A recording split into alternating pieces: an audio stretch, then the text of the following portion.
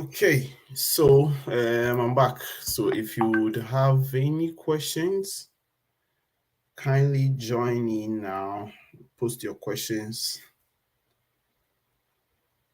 and then let's have a chit chat about study abroad, USA, and other stuff. So let's go.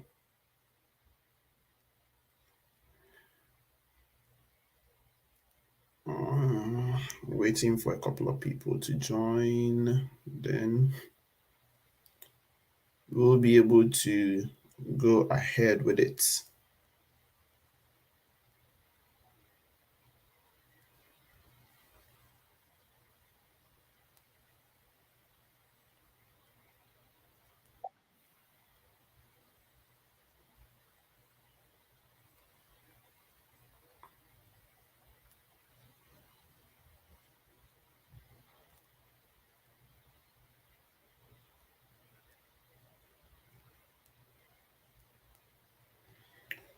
Still waiting for a couple of people to join. Okay, so that we can have a conversation.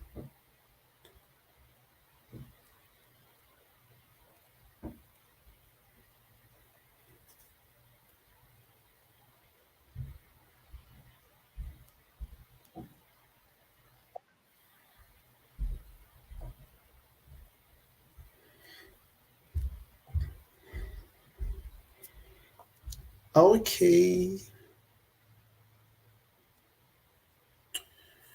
So if you want to study abroad in the USA, what I would say is, as I was saying in the previous one, um, look for the schools. How do you call it? Okay, let me start proper. Okay, welcome to Kwesi Live TV. My name is Kwesi Live, and I'm currently a master's student at the Bowling Green State University. Wait, let me do my cap. Yeah, at the Bowling Green State University in Ohio, and I'm doing this video specifically because of the number of DMs I'm getting. So I'm surprised that the number is just one person watching, because a lot of people are DMing me about processes or studying abroad in the USA, like the process and everything. So I decided to go live today to answer questions, like questions that people may have, like answer them at once here. You get it? So that like we can talk about everything now, because I have some time today before I head out to campus and to work. So I would want us to talk about it right now. But I mean, and then you definitely have people coming back to your DMs to come and ask a lot of questions. Please, if you have any question at all, just send it in the chat below. Let's have a conversation. So if you've not watched my videos already, I have about 3 or 4 videos since I came to the USA. So if you have anything to ask, or if you have anything, I have a video on the processes that you should go through before you'll be able to study abroad in the USA. I have a video about, let me see if I can post the link to that video. Yes, step by step process to go through before you can come and study in the United States. Please try and go through this. And so the first thing that I want to say is that if you want to study abroad in the USA, as I said in the previous live, that if you want to study here, first thing that okay, Wendy, I'll come to your question. Why? How do you answer the question? Why this school? I'll come to that. You're talking about the interview side. I'll come to it. But for now, what I'm saying is that first thing, never think that whatever you did during your undergrad is not important when you're applying for masters. I heard this thing when I was, especially when I was about to do my undergrad at first. I'm like, oh, undergrad, you can do anything. When you go and do, when you want to do your masters, you can switch. No, it's not like that. Most of the schools, especially before they can give you scholarship, they need to know that they can utilize you and then you'll be useful to the program. So your background is very important to them. So if you did political science, yes, you can do any other course in the social science field. You can branch into information studies, you can branch into sociology, you can branch into social work, and even social work sometimes is a bit difficult because they need people who have experience in certain fields. But like if you did political science or any course in the social sciences, then you have advantage to do quite a number of courses, international relations, public administration, and other stuff. But if you did something in the social science, you cannot transfer that into like applied sciences or IT or stuff like that. You understand? Unless you have some experience somewhere that they don't really have. So, what I advise is that please try as much as possible to get something within your limits. You understand? So, like, apply to something that aligns with your interest and then what you did during your undergrad. That is the most important thing. And then, secondly, study abroad, especially in the USA, is very, very, very expensive. It's very expensive, especially for international students. It's very expensive. So it would not be prudent to try and come and study in the USA without a scholarship. For that, I would constantly say it. No matter how rich you are, no matter how rich your family is, it will be very difficult to even convince the embassy that they should give you a visa for you to come and study here without a scholarship because it costs like quite a fortune to study in the United States. So what you have to do is that you look for schools that can give you scholarships. And by scholarships, I mean scholarships that makes sense. I mean, there's some scholarships that do not make sense, especially with some of the UK schools. Like your total tuition fees will be around 17,000, 18,000 pounds, and then they will give you a scholarship of 2,000, 3,000 pounds. I mean, it doesn't really make sense. So in the USA, what we have different types of scholarships. We have normal scholarships where you are just paid to go and study without giving back anything in return, which is quite rare. And that's what they mostly call the fellowships. So it's kind of like a full scholarship where they are paying for your tuition, your health insurance, and sometimes to an extent, your rent or your accommodation in exchange for you just studying. But then the most common type of funding that international students come here with is graduate assistantship. So we have three types: graduate teaching assistantship, graduate research assistantship, and then graduates like normal assistant, graduate research assistantship, but then they have the second type. So the graduate teaching assistantship is when you are employed by the department giving you that particular assistantship, and then you'll be tutoring. But what I've noticed is that most of the time you don't really teach or something like that. Sometimes you teach. Sometimes the most important thing is that you grade like papers or like tests from undergraduate students. So you are assigned to a particular professor, and then that professor would give you some work to do regarding, probably grading students and other things. So that's also important, and it gives you something. There's also the graduate research assistantship where you help a particular professor do research or conduct research. So you gather data or like you analyze data and stuff like that for the particular person, for the particular professor that you are working with. Or the graduate research assistantship too, which I'm currently doing. That's more like an administrative duty. So you either hold office hours in a particular institution, an apartment, a hall, or anywhere like that. That's you would also be performing duties either 10 hours per week, 7 hours per week, 8 hours, 20 hours per week. You get some kind of funding from that. So these are some of the things that you can do to get funding to come and study in the United States, because without that it will be quite strenuous to try and come to the USA without the visa. So please take care of that before you apply to any school. Make sure that they have some kind of funding for students who will be admitted. I know some schools that have automatic funding for anyone who will be admitted to the program. Some schools also have some of the schools you also have to apply, and some of the schools select. So it depends on where you want to go to. So let me come to some of the questions that I have here. Um, when the Addison says, how do you answer the question, why this school? So when you're going for your interview and then you're asked, why this school? One thing I can tell you is that never ever go and give an answer that can be found on the internet. I know that when you Google right now about how to answer the question, why this school, you get some answers there. Never use that answers, because what they need is a personalized answer from you. You understand? Like a personalized answer. Why did you choose this particular school?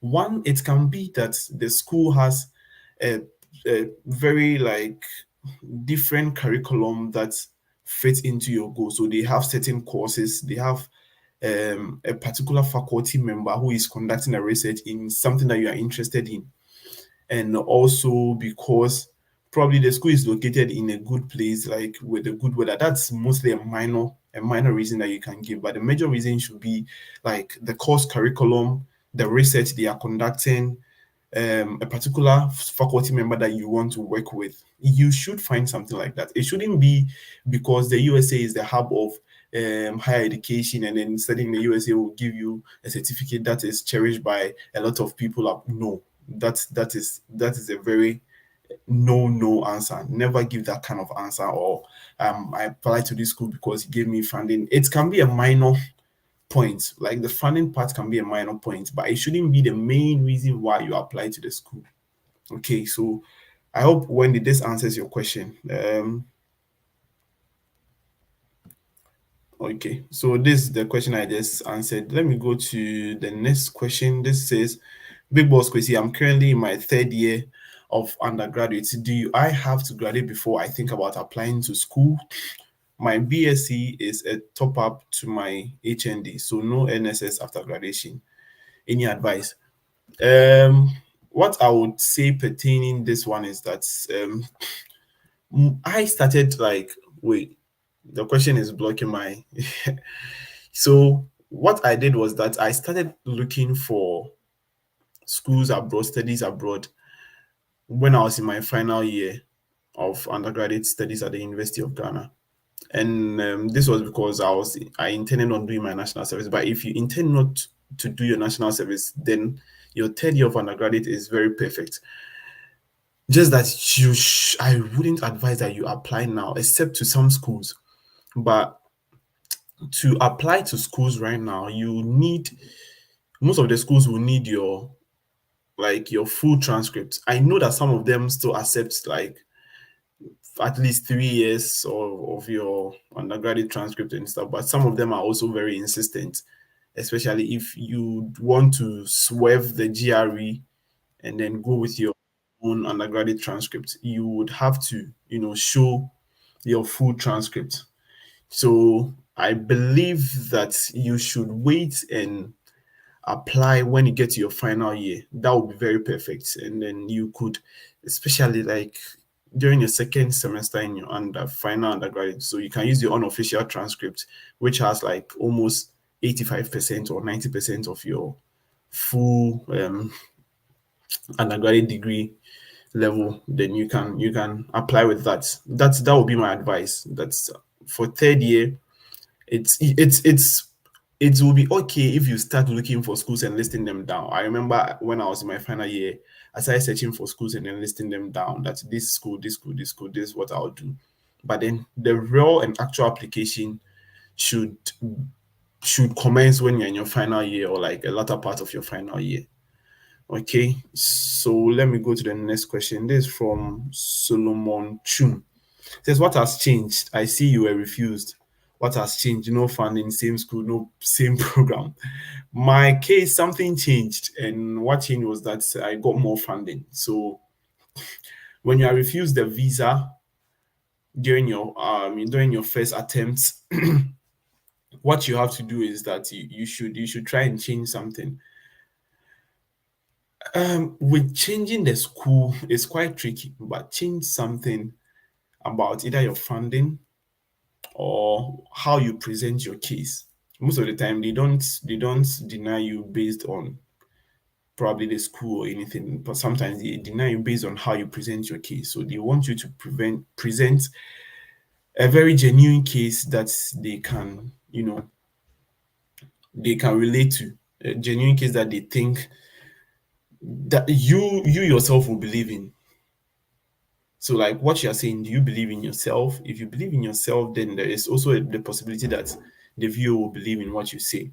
So, if you went for your first interview with um, partial funding, then you would want to probably go back to your school and ask them for more funding. And sometimes it depends on how you relate or how you communicate with your department. That will determine whether they will give you more funding or not.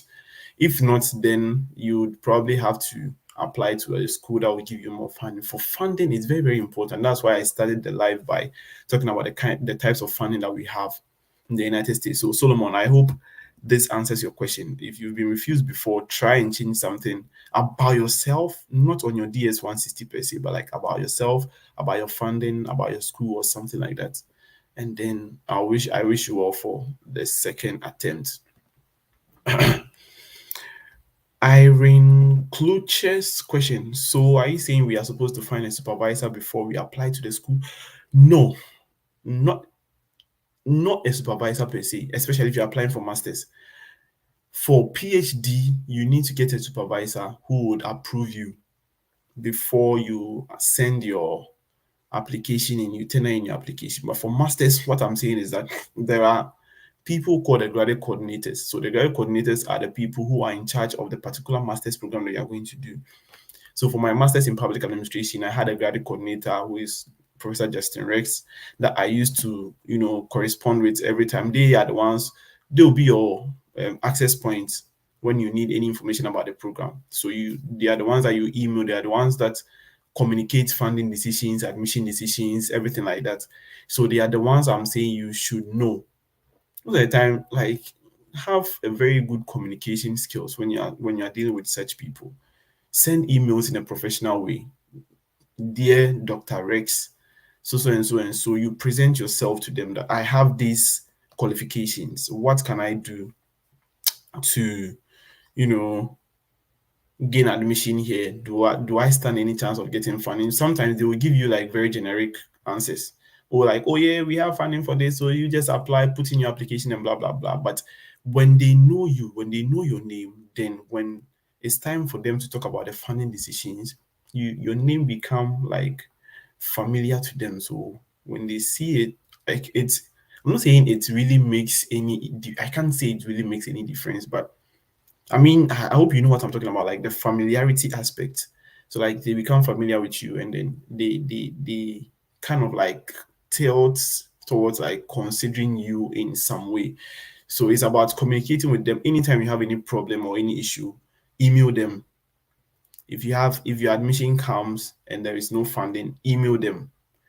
If you have a question about getting your I-20 and everything, email them. Even though the international student is there, email the graduate coordinators. So by the time you even arrive here, you have that rapport with them, and then it will be like a smooth sailing process for you. So I hope that answers your question as well, Irene. The next one, can I apply for undergraduate scholarship? Ozu Emmanuel. Yes, undergraduate scholarships are there. And then what I know is that for undergraduates, most of the times, yeah, the chances of getting a scholarship with undergrad is through SAT.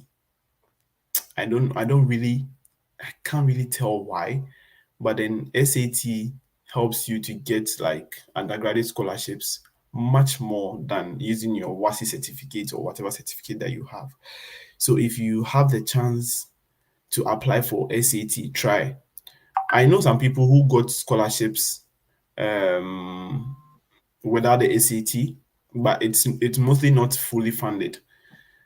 And I know someone who got like partial scholarship from her school, and then she got here and they changed it to like full funding for her. Sometimes they don't really want to comment, they don't really want to commit on giving you the funding, but when you come here, then they can change it. So you can apply for undergraduate scholarship, hands down. Like there are a lot of scholarships that you can apply for as an undergraduate student, but you stand a higher chance of getting it when you have SAT, or if your Wassce certificate or your high school certificate is very, very, very good, and then you have some other like experiences like internships and other stuff, or maybe you've worked or you've done some community based research work or something like that as part of your WASI certificate. So I'm thinking that yes, that is the main issue for SAT or undergrad. And then if yes, what is the procedure and then the requirement? Every school has their own procedure for scholarships. Some of them does it automatically. Some of them do it automatically, sorry. So like you just apply, and then through whilst they are considering, they are making decisions on admissions, they add the funding to it. With some of them, you have to apply to the program separately and also apply to the scholarship separately. Sorry. So it depends on your school. I know that for my school, Bowling Green, you have to apply for the undergrad separately, and then when they open the portal for undergraduate scholarships, you apply for that as well. So currently in Bowling Green, they've opened this portals for scholarships. So if you've applied for, how do you call it, for undergraduate degrees and you've had your admission or whatever, you can start applying for scholarships. So let me see if I'll get the link and post it here for.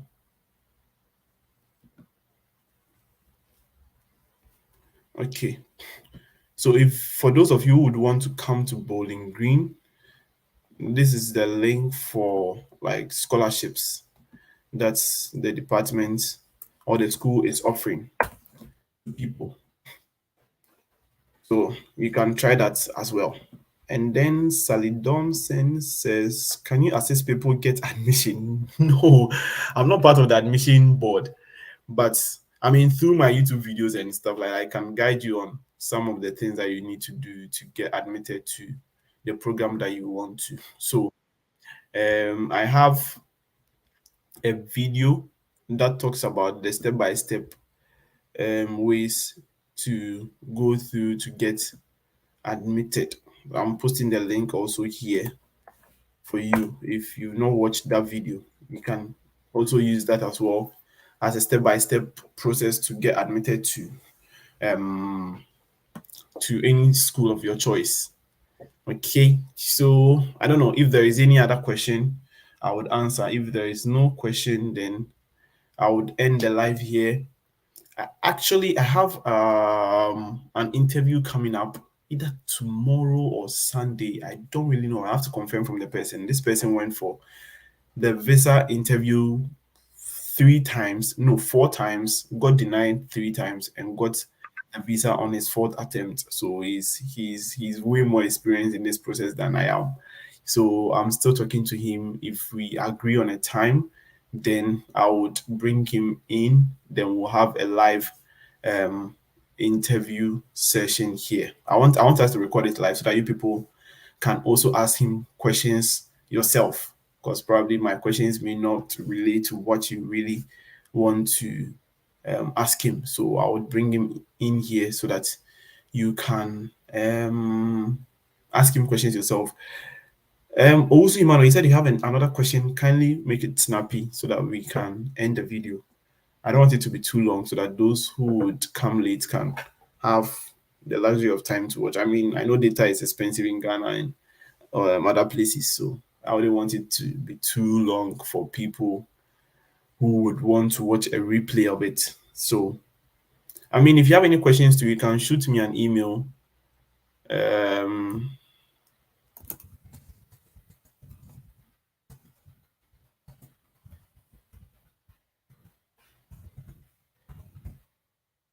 you can send me an email here, and then I'll try and respond to you as much as possible. So, thank you very much for joining this live broadcast. I will send a flyer or something around when we are ready for the interview with our resource person. Let me see. Okay, so finally, please can I use my Wassce results only to apply for another program in your school? Yes, in Bowling Green you can. You can use only your Wassce results, but with the scholarship I can't guarantee. Just that you have to apply for the scholarships as well. So you can definitely use your Wassce result to apply, and then they will consider it. Okay, so thank you very much, everybody, for joining this live. I hope to see you once again. I'll be doing more of this every week to help people, you know, um, go through this process because fall is coming, spring is coming, fall will be coming very soon. So let's try as much as possible to help each and every one of you. Today at 7 p.m. Ghana time, let me see. Yes, 3, 4. Yes, 7 p.m. Ghana time, there will be a mock interview. Um, I don't really know. Okay, if you are not part of the group, you can shoot me an email through my email, then I'll give you the link. There'll be a mock interview for people who would be going for their interviews for spring semester and all like that. So, Emmanuel, I sent the link to the process here. So please, that's the link. Please try and watch the link. Try and watch that video. It will give you the process that you need to go through. So thank you once again for joining. Have a good day. Bye bye.